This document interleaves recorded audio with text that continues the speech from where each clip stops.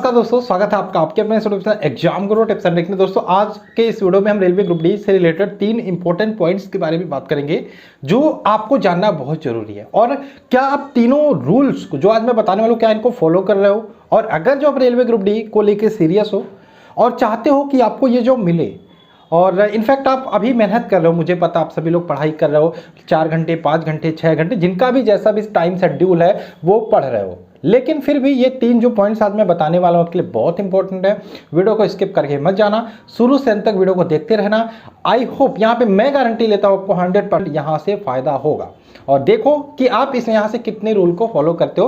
हालांकि मैंने इसके पहले वाली वीडियो में भी कुछ चीज़ों को पहले बताया।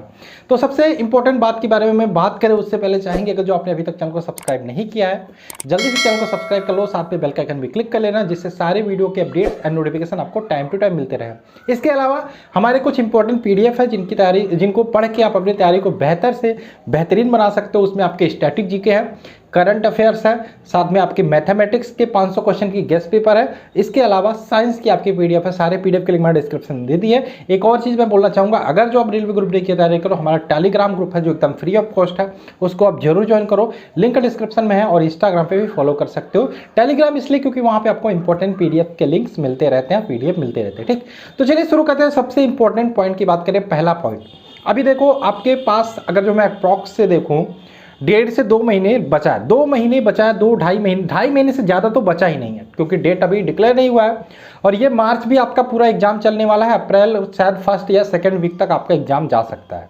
ठीक, अब आपके सामने ये आता है, देखो अभी जो मौसम चेंज हो रहा है, अभी आपका डाइट प्लान के बारे में हम बात करेंगे कि क्या डाइट प्लान होना चाहिए, किस तरीके से आपका शेड्यूल हो। देखो अभी आपने देखा होगा कि दोपहर में जब आप खाना खाते हो तो नींद सा लगता है, और मैंने इसके पहले एक वीडियो बनाया था, उसमें टाइम कितना होना चाहिए, टाइम टेबल, उसमें मैंने बताया था कि आपका टाइम शेड्यूल इस तरीके से बनाओ जिस टाइम आप खुद ब खुद आप खुद को हल्का महसूस करो। जैसे मॉर्निंग में अब जब आप सो के उठते हो तो थोड़ा सा हल्का महसूस करते हो, तो उस टाइम आपके लिए परफेक्ट रहने वाला कि पढ़ाई करने का टाइम। ठीक, इसके अलावा दोपहर में बात करें, दोपहर में तो आप पढ़ नहीं पाओगे, क्योंकि अभी वर्तमान में बात करें, मेरे साथ भी ऐसा हो रहा है कि दोपहर में नींद लगती है ना खाना खाने के बाद, तो वो टाइम आपके लिए परफेक्ट नहीं होगा। उस टाइम अगर जो नींद लगती है तो सो सकते हो 2 घंटे। और इसके अलावा नाइट आपके लिए बेहतर ऑप्शन है कि नाइट में आप पढ़ लो।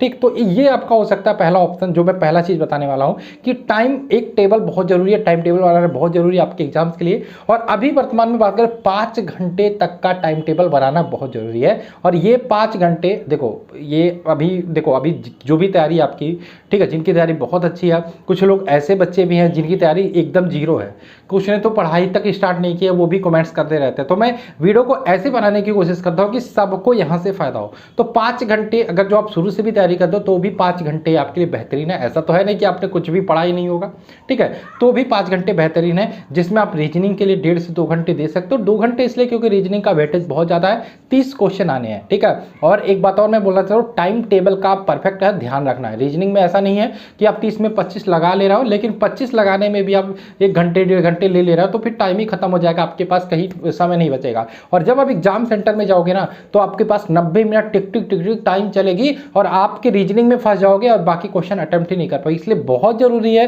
कि आपको एग्जाम सेंटर में जानना कि कौन सा क्वेश्चन आपको करना है, कौन सा स्किप करना है, बहुत जरूरी है। ठीक, ये तो पहला पॉइंट हो गया। दूसरे पॉइंट की हम बात कर लेते हैं कि आपका जो भी टेबल है, जो भी रूम है, जहां पर भी स्टडी करते हो, अभी देखो मेरे रूम की बात करें, आपको ढेर सारी किताबें दिखाई दे रही, तो ये गलती आपको कभी नहीं करना, ये गलती कभी नहीं करना, क्योंकि अगर जो आप इतनी सारी किताबें देखोगे ना तो आपके दिमाग में बर्डन आएगा। तो आपके लिए रखी रहती है सारी मैंने कि कहाँ से क्या देना है, कुछ चीज़ों को करना है, कुछ नोट्स पे मैं काम कर रहा हूँ, जैसे यूपीएसआई के नोट्स पे मैं काम कर रहा हूँ, तो वो सारी चीज़ों के लिए बुक्स रखी हैं। लेकिन जो भी आपका स्टडी टेबल है उसको इस तरीके से बनाओ कि जैसे आपको रेलवे ग्रुप डी का एग्जाम देना है आगामी 2 महीने में, टारगेट आपका वो है, तो सिर्फ रेलवे ग्रुप डी से रिलेटेड ही 4-5 किताबें रखो, बाकी एक्स्ट्रा आपको कुछ भी वहाँ पे रखने की जरूरत नहीं है। और जब वो चीज़ करोगे ना तो आपको लगेगी यार इतना है, वो आपके दिमाग में एक मतलब मनोवैज्ञानिक दबाव नहीं पड़ेगा, ठीक है, वो प्रेशर नहीं पड़ेगा, वो आपको पॉजिटिव रखने में हेल्प करेगा।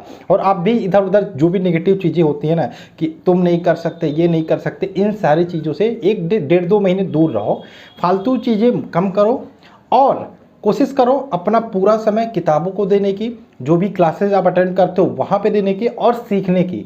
क्योंकि आपके लाइफ की बात है। एक बार आपको ये जॉब मिल गई ना तो आपको कोई नहीं रोक सकता। उसके बाद जो मन करे तो करो। फैमिली भी आपको पूरा छूट देने वाली है, क्योंकि आप ये चीज़ें होती है, रियलिटी है। जिनकी भी जॉब लगी उनसे आप पूछ सकते हो, ठीक। अब ये तो हमने बात की यहाँ पे दो चीज़ों के बारे में। एक तो आप क्या टाइम टेबल कैसे करके डाइट प्लान पे भी काम करके आप काम कर सकते हो, क्योंकि डाइट भी मैंने स्टार्टिंग में भूल गया कि डाइट बहुत ज़रूरी है।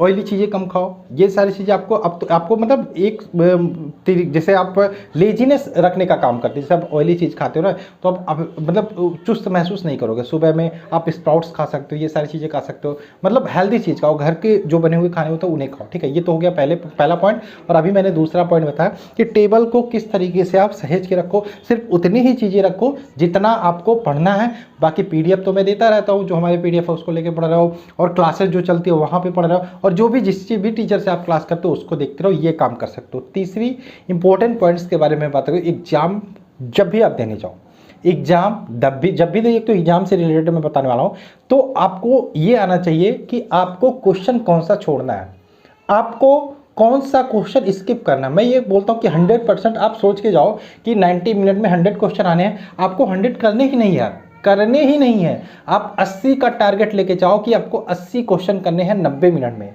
ठीक। ये काम ध्यान रखना, आपको 100 नहीं करने हैं। अगर जो 100% आते हैं तो अच्छी बात है, कोई दिक्कत नहीं, आप करो। लेकिन ये सोच के जाओ कि आप सिलेक्शन लेने के लिए जा रहे हो, ना कि आप टॉपर बनने के लिए, और ये पे कायम रहना, ठीक। और आपको देखो 70 प्लस, अगर जो किसी भी जोन से आप कट ऑफ के बारे में मत कमेंट करना। 70 से ज़्यादा किसी भी जोन से आपने अप्लाई किया है, 70 से ज़्यादा क्वेश्चन अटेम्प्ट करके आओ, आपका जो CBT 2 या फिर जो भी आपका PET एग्जाम होगा उसके लिए क्वालिफाई हो जाओगे।